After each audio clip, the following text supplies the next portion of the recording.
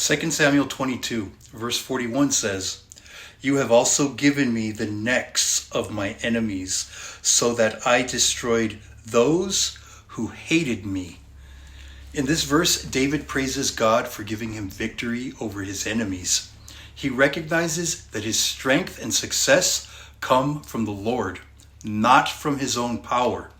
He had faced many battles, from fleeing Saul to fighting foreign nations, yet through it all, God delivered him. This passage is a reminder that when God is on our side, no enemy can stand against us. God didn't just help David fight. He ensured that David overcame his enemies entirely.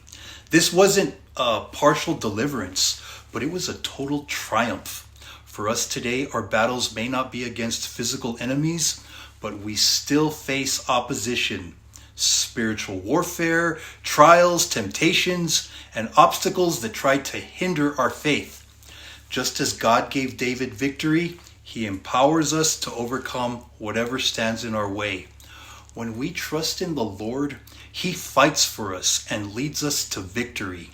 This verse also highlights God's justice. David's enemies were not just his own, but they opposed God's plan.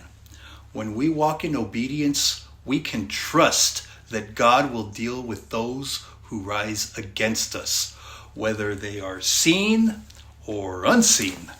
However, it's also important to remember that our ultimate battle is not against people, but it's against spiritual forces.